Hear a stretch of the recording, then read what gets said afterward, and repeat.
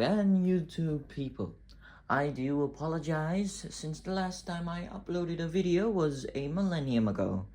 Due to school, life, and a whole load of procrastination.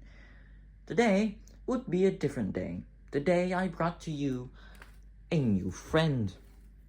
This little dude is a national RQ207S manufactured by Matsushita Electronic Industrial Co. Ltd, or better known yet as Panasonic. It was built in the early 1970s.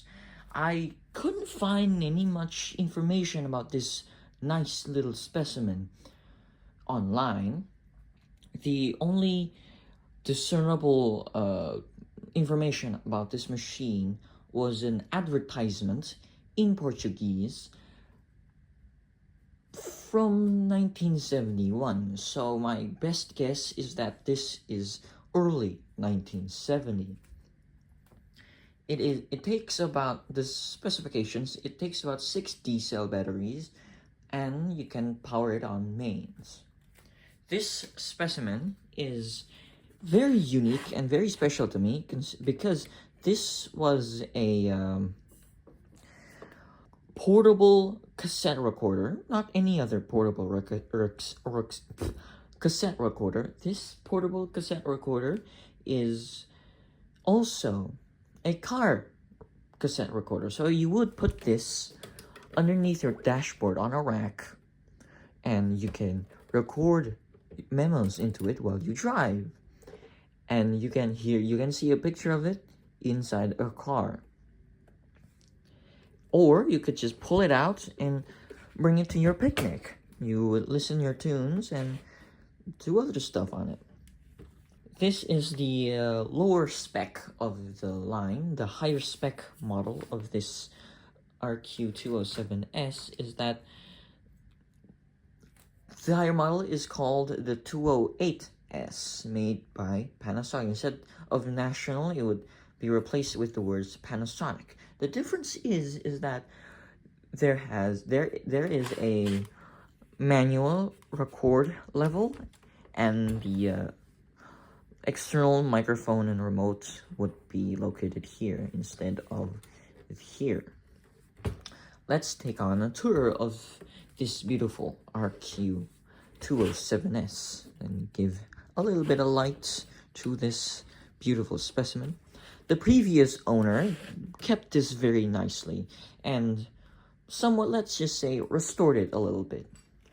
There are some parts inside the machine that isn't native to the machine. It has an external mic, an external speaker on the front.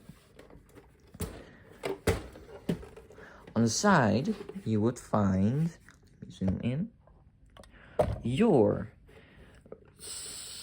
speaker monitor button. You can turn it off and on. An external speaker for external speakers or your headphones, a mic input, and a remote input. On the top, you would find the record button, a record level that is also the battery level, and a volume control. That's it. Pretty bare bones machine. But what makes this portable record player, portable cassette player, unique than the others? It's the loading mechanism. This loading mechanism is what you would find in a car cassette player. You just push it in and it immediately plays. If you want to eject it, you press the stop button. The stop button isn't a stop button, it's just an eject button, like that. In a normal cassette player, you would use, here is a normal cassette player, you would open the cassette door, or open the door or slide it open, whatever you like, put the cassette in, and play. This one does not do that. This one is, like I said, a car cassette mechanism. And if your cassette is already pre-recorded, you would have your pins removed, or your cassette is not recorded, you would have your pin in the cassette. That means that in a normal cassette player, you have yourself a pin, a lock button right here. If it's pressed, that means you can't record it. If it's not pressed, you could record onto the cassette. But because the top part of the cassette player is of the cassette cartridge is exposed in this machine, no matter if your cassette is pre-recorded or not pre-recorded, you still can record on it.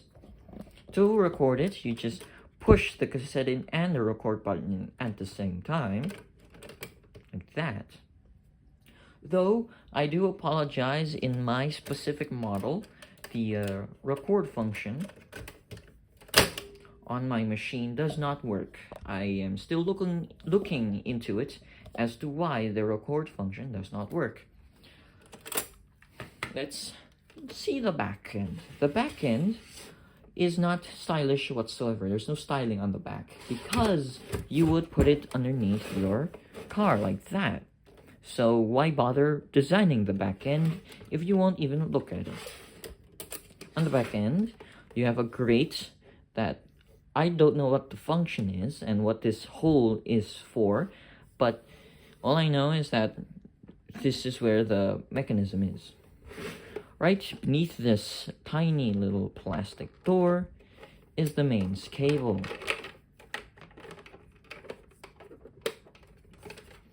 It is unfortunately American flavored. So let's give it a Asian accent. If you don't want to power it on mains, you can power it on 6 D-cell batteries. 6 to be exact, yes. Let's power it on mains first. Now, with it powered on mains, let's play a little bit of a tune. Let's play some Beethoven.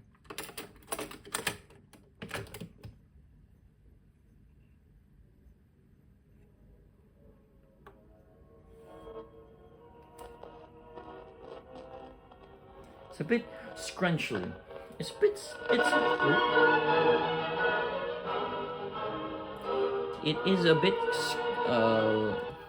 it's a bit crunchy sounding if you power it on mains.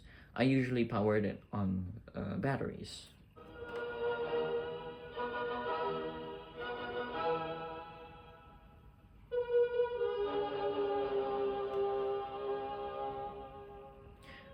Now, let's power it on batteries instead.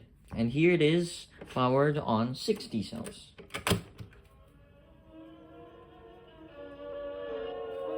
It's less crunchy if you listen to it. You can hear a little bit of wow and flutter. The wow is very noticeable. This is orchestra. Let's play something with a little bit more lyrics and vocals. Here's a little bit of John Denver. I'll play a little bit so I won't get copyright striked, but the speed on this machine is a bit slow, so John Denver sounds a little bit more low-pitched.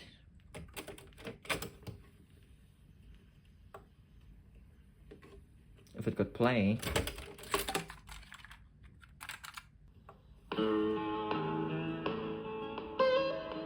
See, the wow is really bad. Almost heaven, West Virginia. And John Denver sounds a little bit more basic. West Virginia, something like that. I have my friend here completely naked. Ooh, it's naked. Oh my god, it's naked. It's naked. To show you better of the loading mechanism. If last year I made the battery cables detachable, see? So whenever if I have to service the machine, I could just detach the battery cables and it wouldn't be much, I won't have to cut it off. Though a little bit of corrosion is formed right here. I can zoom in. Yeah, it's a little bit corroded. You can see a little bit of green right there. I have to fix that later. Anyhow, let's see the cassette mechanism. Let's hook it up on some mains. And let's put in a little bit of Scott Joplin.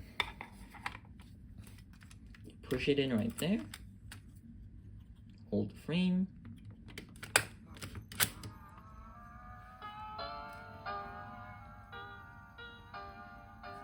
There you go. It's a really, really amazing mechanism. The rewind button works, but the fast forward button kind of works. It struggles a bit, but... And considering it's from 1971-ish, you have to just hold the fast forward in, hold the rewind in until it rewinds. Let's push this out. Yeah.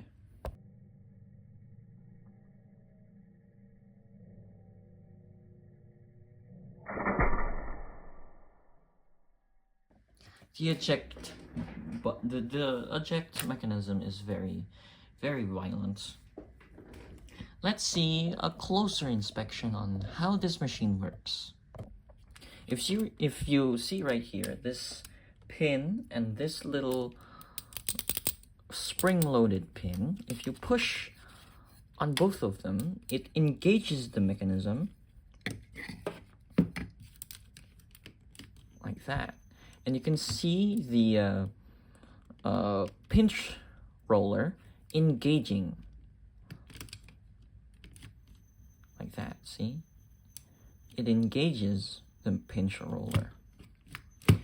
This pin right here, this guy, has this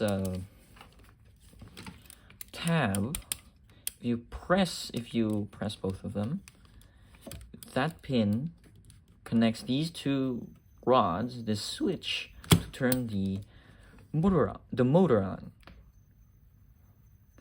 This pin right here is what turns the record function on. So let's this record function, if you press it, this entire mechanism moves. This rod moves this arm. It moves this arm into move this switch, record switch.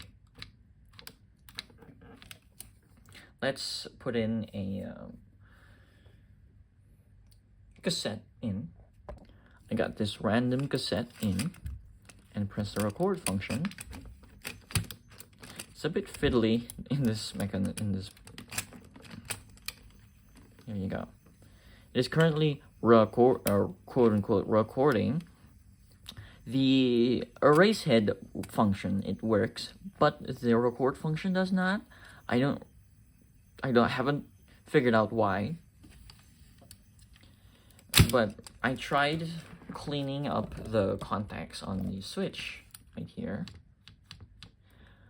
But the screw holding it in place broke, annoyingly, so I have to figure out a way to cut that off without making a mess. You can give some advice down in the comments. I don't know almost anything about electronics. All I know is how to replace a capacitor and how to replace a germanium, and that's it. I don't know how anything functions and stuff like that.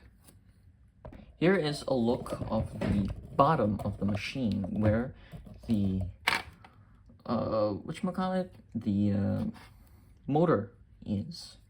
The motor spins this giant flywheel, and all sorts of little wheels here and there control both the what's his name, record and fast forward and rewind. Putting engaging it upside down, it's a little bit more, if I put this, more easy. Let's put it in cassette. And you can see it engaging, and that little wheel down there is the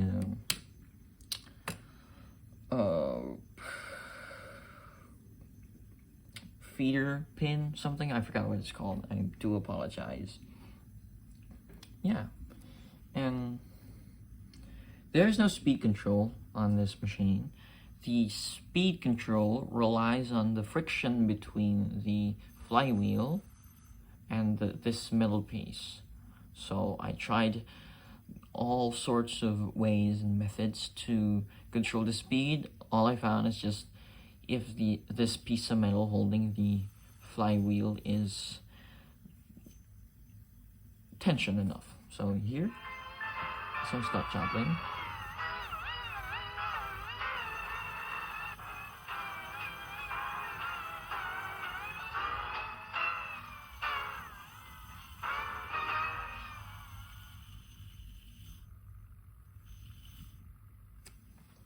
And that's it for today, y'all. See you later in the next video. Thank you. Like, subscribe, and comment below. Goodbye.